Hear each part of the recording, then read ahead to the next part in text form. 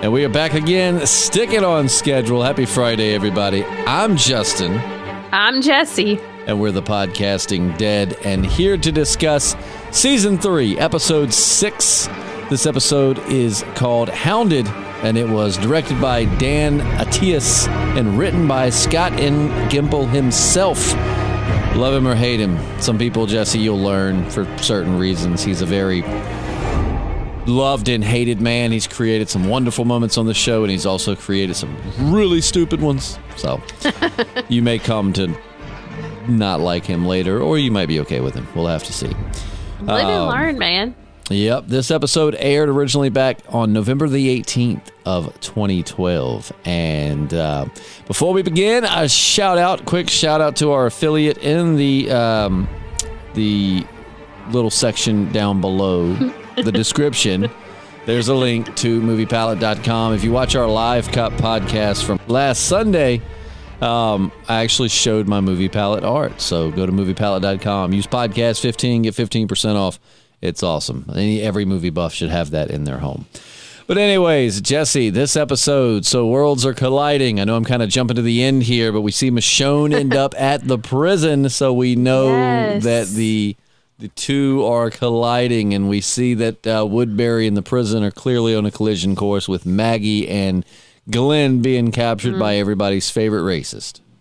Yes. And let me tell you, when that happened, I was kind of like cleaning up the living room while I was watching it, and I stopped in my tracks, and I was like, no. And then I got chills. Don't do it, Merle. Don't do it. Poor Maggie. Poor Glenn. I mean, they were just out trying to, like, help the baby. Yeah. And that's then they had to leave the basket behind. It was, like, so sad. But luckily, Michonne was there to pick up the basket. How did she know where to go? I think, you know what? I think I would have had an answer for that. But I don't have it right now. I mean, at first I thought she followed them there, but then I remembered that they didn't go back there. That he took them to the other place. So I'm like, how did she know where to go with the basket? Well, Michonne had heard the conversation. Let's see. She recognized, Glenn as part of Rick's group that had left Merle to die in Atlanta. And somehow, I think, from overhearing a conversation, she was able to deduce where the prison was. Okay. I mean, she's a lot smarter than I am, so you're probably right. She is pretty smart. And so the phone calls continue. Hello. Who's he talking to, you reckon? Lori. But do you think that's all he was talking to? I don't think he was actually I think he's going crazy. Think so? Yeah, I don't think the phone's even connected to anything. Because there were other voices on the phone, not just Lori's. Oh, and you know what? I was trying because I knew that before I realized it was Lori, one of them did sound really familiar to me, but I couldn't place it. And now that I know, I want to go back and figure out who it is because I still don't know. You should. They should be very familiar to you. Yeah, like all the ones that have died. Yeah, definitely go back, rewatch that, and listen with that in mind and see what you can pick out. It's pretty interesting how they did that. And that's straight out the comics. Rick carried that phone around with him for a little while in the comics. Oh, poor thing. But we see, Rick meets his daughter, or Shane's daughter. He actually comes out, and he's been spending some time alone in the boiler room with the phone. Like he just comes out to be like, "What up?" And then goes right back to the boiler room. It's like that friend that games too much, and they just come out to grab something to drink or to use a bathroom. They're like, "What up?" And then they go right back. Yeah. So okay, but do you think that when Herschel came in there to talk to him, you think Herschel knew that nobody was actually calling? Oh yeah, I think Herschel knows. Rick's been through some traumatic shit, and I think that Herschel knows that Rick's just kind of losing it. Your hair looks good, Justin. Thank you. Quit messing with it. I know. You're fine. It's just there you go. It's in my face. So I'm getting a haircut Wednesday, and I cannot wait. It's been 2 months since I've had a haircut. This is emo Justin. I'm covering one eyeball. I'll start singing some Blink-182. Please do. Hello there. I miss you. Perfect. But what about badass Michonne with Merle and his men, like straight up decapitating people? Yeah. I mean, she's kicking some ass. I loved it. I love Michonne. She's so awesome. I know, and the way she like went up against Merle, like, yes.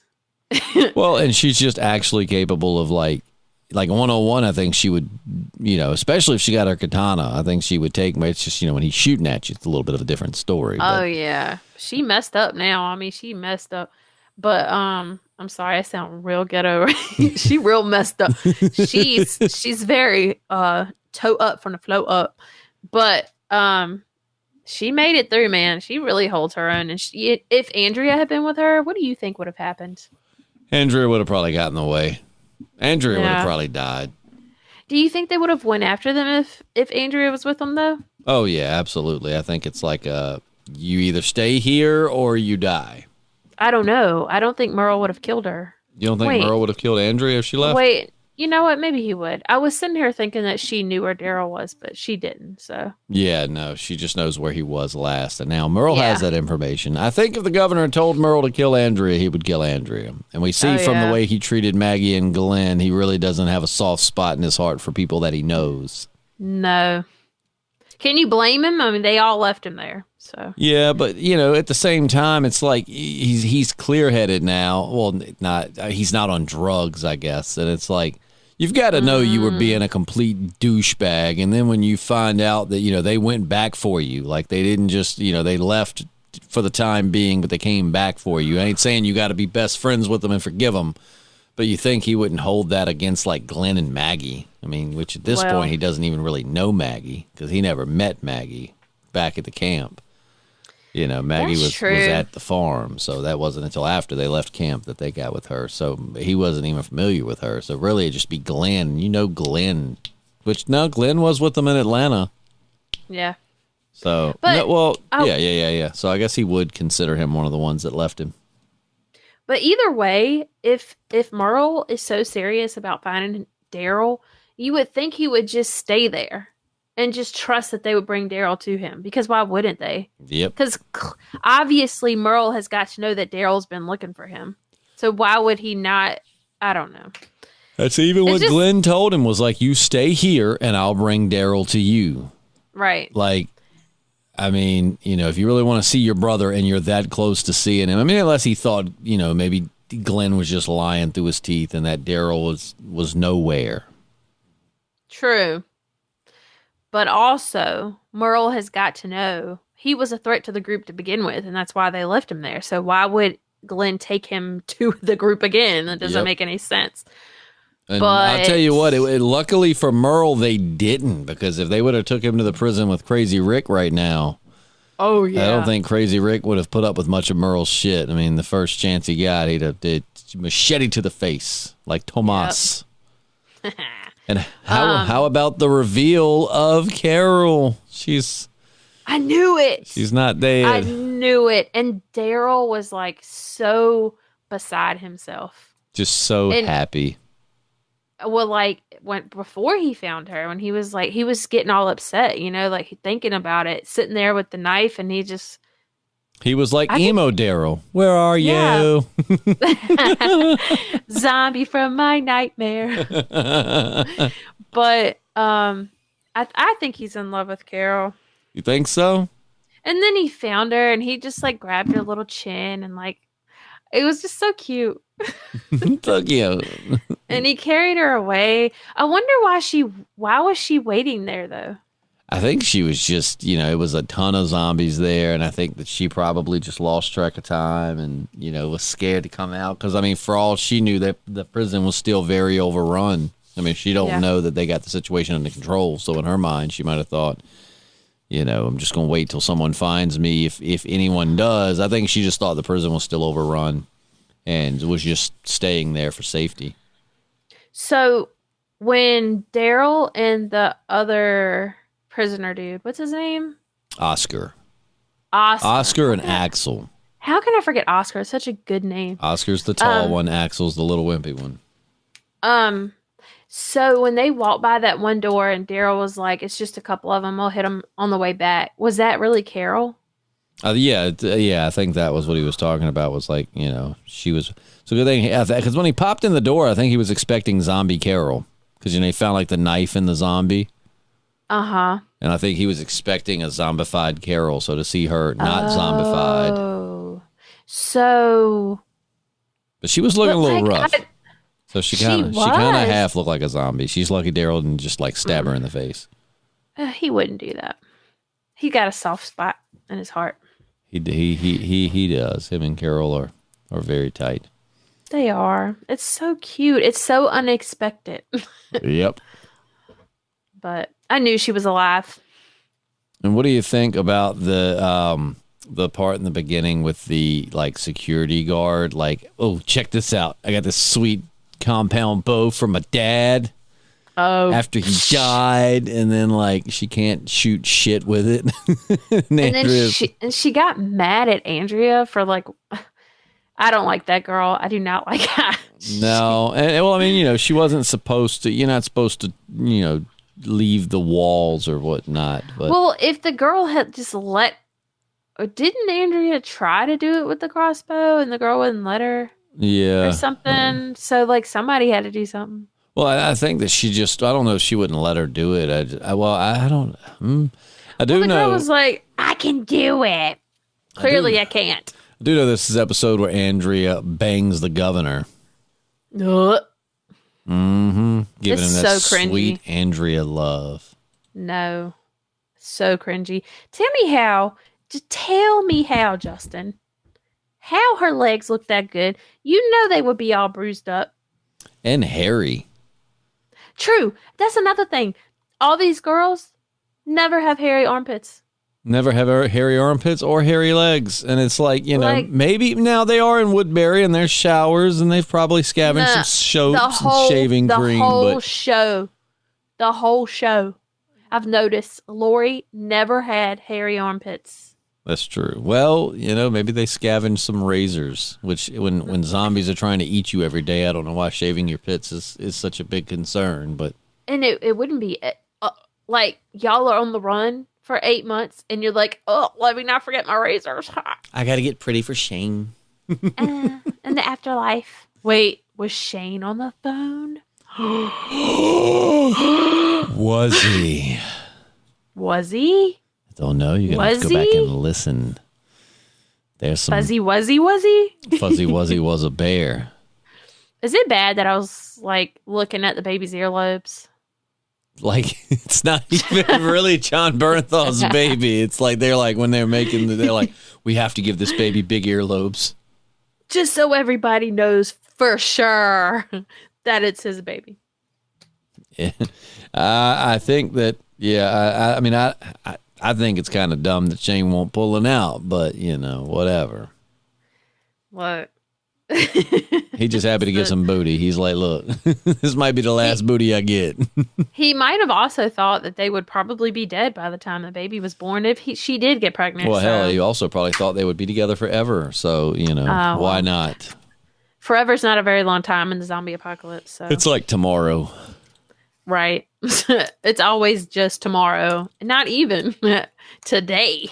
Just remember when I saw where like Andrea bangs the governor, I'm like, oh my God, it's like they wrote you to do everything stupid that they could. They were like, we need that one stupid ass character that we're just going to make sure everyone hates. Like anytime there's a chance for her to make the right decision, she's not.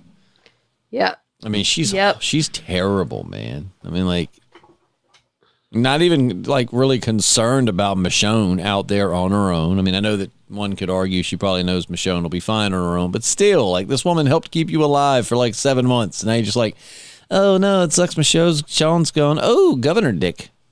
Right? Like, come on. Ugh. I even like when the scene popped up, I was like, I literally like vocalized my disgust out loud. I wonder if the governor bangs like he rules. Ew, what? What does that even mean? I wonder if he's bossy in the bed. What? I don't like that. No. You know what? I think that, remember when he told her his name? Mm-hmm. Or I guess what his fake name is. Is it his fake name in the show? I mean, you said it was in the comics. Like in the book. I don't think they went that route in the show, though. Oh, think, okay. like, So his name is just Philip. Yeah, I think his name's just Philip. I think he did that just to make her falsely trust him. Absolutely. I think he was just trying to make her think they were closer than they were, and then he could get that butt, and he could, you know. I mean, the governor's out here. He's out here getting his during the apocalypse. I mean, it's like 2 girls he's banged in like 2 or 3 episodes. I wonder if he's using protection. I would hope so. Andrea's so dumb. She probably would be like, no, I want to feel you natural. Oh, yeah. Whatever the 100%. stupidest thing she could do, she would. If he was like, do you want me to pull out? Andrea'd be like, no. No. It'll be okay. Oh, no, I'm pregnant. Baby comes out like telling people what to do. Because it's the governor, baby. If he's the governor, what would his son be? Like the deputy governor? I don't even know. Vice governor? Yeah, his baby would be Boss Baby. Governor Jr. He would just name the baby governor. This is my son. His name is Governor, which he don't talk quite like that. He's more sophisticated Southern. He wants to be. He puts on a good show, for sure. He does put on a good show. He's a very good actor. Governor Jr. GJ. Governor Jr. Oh, it's my son, Governor. Governor. Sorry. Governor. To all of our English listeners. Oh, Governor. Well, I think of, what was it? What was it I'm thinking about with the... Hello, Governor. I'm thinking about the Batman parodies where he's trying to figure out his bat voice. You know, Batman, don't say this. And he's like trying to find his voice, and then he's trying out different ones on the bad guy. And he's like, oh, Governor. We're thinking of 2 different things because I don't think I've ever seen that. You would like it. I would. You should show me. I know. I need to send it to you for real. I think you dig it. But yeah, I don't know. So Andrea's banging the governor. That's nice. Surprise. And when he was like, how long has it been? I have you know I banged Shane like 7 months ago. Right. And she was like, what do you mean? And he's like, I mean, since you had this good of whiskey. She's like, longer than I can remember. And I'm like, you remember. You remember. You remember very well. She was sitting there like, do I thank God I don't have to answer that question. What if she turned into like Tony and she's like, I ain't got no coos in 7 months. Which, if coos is a girl, then like, what would a dude be? I ain't got no coot. Ooh. Ooh. Coot. I feel like that would be more of a girl. Coop. You think so, right? But yeah, she'd be like, I ain't got no coos in 7 months. And the governor would be like, well, I can help you with that. And then I wish, and I really hope that she, when they were filming this, that she actually said that, and it's a blooper. I really wish that we could see the sex scene, because I feel like every stupid sex mistake Andrea could make, she would. He'd be like, don't put that there. Why are you standing on your head? Turn around. Like Andrea just like, do I do it like this? My God, you're the worst character ever. Can we try missionary? I've never done that. I don't want to be too dirty, but I've always wanted to try missionary. God, I could get so bad with that. I was gonna say most guys probably do it from behind just to put her face in the pillow and be like, shut up. Oh, yeah. Stop talking, Andrea. Probably. It's a shame because she's so pretty.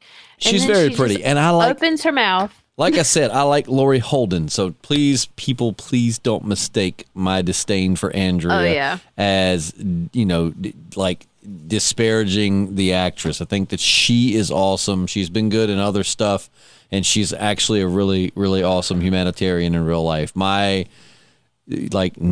disrespect to Laurie Holden. I think that she's awesome. I just think Andrea was written so stupidly. Like the character just makes every wrong choice that she could have ever, like from the beginning. What is it like to be that character? as a person, like the actress or the actor. Like, what is it like to have everyone dislike you that much as a character? I feel like not everybody dislikes her as much as we do. But what? I also feel like, hold on, I've got to sneeze. Let me play some music while I sneeze. It's I thought I was going to mute me, but I didn't fast enough. So now you got music and me sneezing. No, I don't think. I think some people don't dislike her as much as we do, but also, I'm sure there are lots of characters out there in The Walking Dead and other shows that do not like the way their character was written. Like, if you were to ask them, they'd be like, "Look, I did the best with what I got. I didn't write the show. I got cast to play a part." And in the end of the day, It's my job to play whatever they give me. I only have what my script tells me to work with. That's true. And also, I didn't think about it, but I guess if people dislike you that much, you're doing a really good job. Yeah, and the sad thing is, I don't think the writers meant for us to dislike Andrea. Like, in certain shows like Game of Thrones, you got King Joffrey, one of the greatest villains ever, and then Ramsay Bolton, both on Game of Thrones. And that's because the actors are such incredible actors. They do such a good job at making you despise them, despite the fact that behind the scenes they're both supposedly super nice, laid-back people. With her character, I think they thought you'd be rooting for Andrea, but, like, you're only rooting for her to die. You're like, how has someone this stupid survived this long? Right? Like, it doesn't make any sense. They'd walk out in the road and be like, "Oh no, there's a herd of walkers to the left. Let's go right." And Andrea would be like, "Guys, I think we should really go left." Yeah, and it's like she just now learned how to shoot too. So, like, what did you even bring to the table before? Yeah, it's like, I get that she was pretty good with it. Like, she was one of the only ones that picked it up pretty quick. But at the end of the day, I hate in shows, as someone who loves recreational target shooting, I hate in shows where, like, someone just learns to shoot and then, like, overnight becomes, like, an awesome freaking shot. And I mean, I know it's been like 7 months, but, I mean, like, you're just hating. You're just hating, Justin. Walking and shooting in tandem, if you're not trained for it, is not easy to do.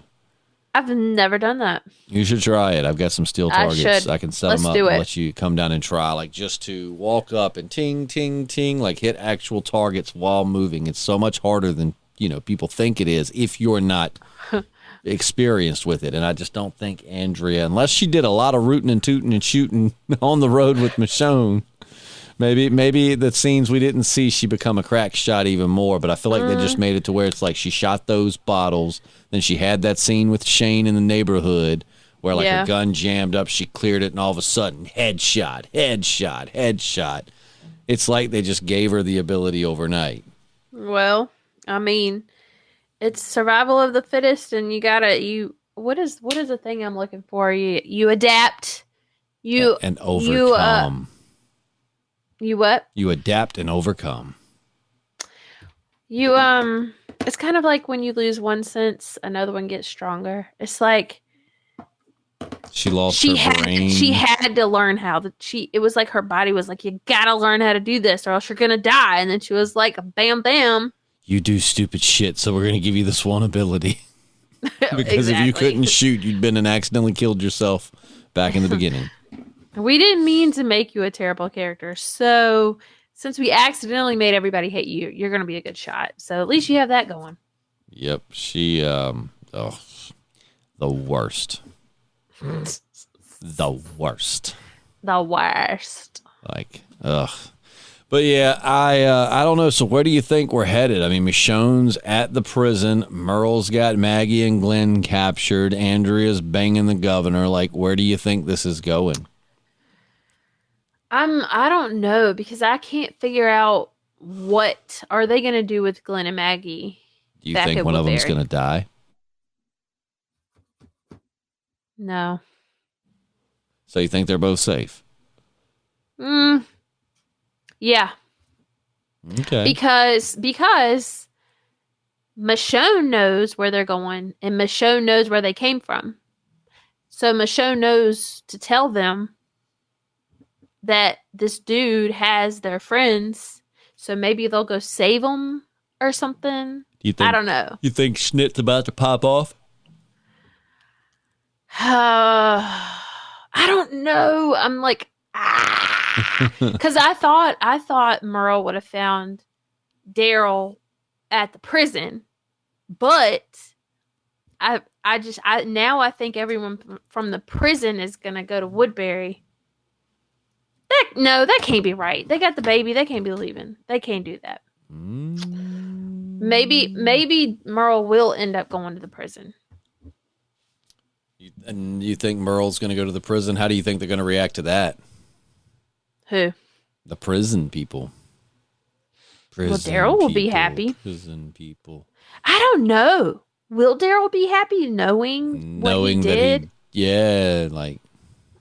And if Daryl is happy to see him and loyal to his brother, will that cause a rift between him and the prison? Maybe we'll lose Daryl to the dark side. Help. No. Help. I don't know why. Help, no. Help me. Help me. I'm losing Daryl. Lord help me. I ain't going to watch it no more. Maybe he'll see Merle walk up and be like, brother, I ain't seen you in so long. Pocket sand. Didn't just attack him. Oh man, what is gonna happen? I don't know. I think that Daryl and Merle will reunite, but I don't think that it's gonna be reunited and it feels so good. I don't think it's gonna be like that. I think it's gonna be bad blood. Maybe they'll embrace and he'll be like, I missed you. And Merle will be like, I know you did, stupid. You sound just like him. I missed you, brother. I don't know. Merle's just hoarse. Like, Merle just sounds hoarse all the time. Hold on. Because Andrea is going to see Glenn and Maggie now, right? So if they're going to do something bad to Maggie and Glenn, Andrea's going to realize. Or maybe Andrea will help them do bad things to them. No. You don't think so? You have that much faith in Andrea after we just spent all that time talking about how terrible she is. You don't think there's a chance she might do something stupid like help the governor? Listen, I think she has it in her, but... Oh, she had it in her. I don't... Now she got Governor Jr. in her. I got Governor juice. Governor squared. She got that Governor juice. I don't think, I just don't see how anybody has it in them to do anything bad to Glenn and Maggie, of all people. They're like the two, most innocent people on the show. They really are, but it's sadly other than the baby. Innocent that suffer when evil people are doing things. The innocent are usually who they target. Well, yeah, that is true. I just don't want to imagine it. Reality of man. I think this is what is going to make Andrea realize that she should have went with Michonne and that it was a bad idea to stay. All right. I don't know. I can't stop yawning. Sorry. It's late. I don't even know what time it is because my computer says 7:26 p.m. and that is not right. Well, before we wrap this up, let's rate this episode on a scale of 1 to 5. 3, 2, 1. Throw the rating up. I gave it a 5. I like this episode a lot. Like the ending, I remember just had me like, wait, what happens now? Yeah. What the... Then Michonne shows up covered in the walker guts, because when she sliced that walker open, it spilled its guts on her and I guess made her invisible to the zombies. And yep. I'm like, how is Rick going to react to her? How is she going to react to Rick? Well, she brought formula, and she's going to know about Merle taking Glenn and Maggie. I think he's going to like her. I think he's going to trust her pretty fast. I hope. You hope. You know what happens. I do. I very much do, but I can't tell you. Well, I'm just so the fact that it was actually Lori on the phone and I said that, I just cannot believe I was right. I'm still blown. My mind is still blown about that. Yep. You've made some correct predictions through the trajectory of this show. A couple, but that one of all of them I did not expect to be right. Yeah, it's like, what if it was Lori? That'd be dumb. And it's like, oh, shit. You know when people die and then their spirit calls on the phone? I think that's what's happening. Yep. Like, who would have thought? She's calling him from beyond the grave. Rick, Yeah. I still hate you. Just so you know, it won't your baby. Just so you know, Shane was bigger. Shane was a better lover.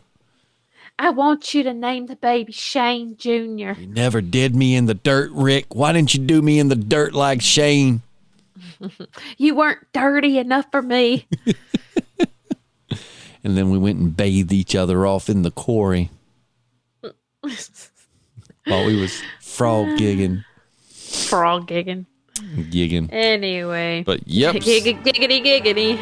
So that is a wrap for season 3, episode 6.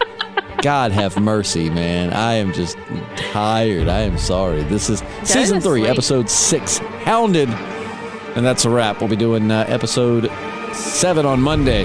So make sure you tune in for that one. And yeah, we'll see how far Jessi's predictions go. Yay. But in the meantime, I'm Justin. I'm Jessi. And we're the Podcasting Dead. Goodbye. Bye.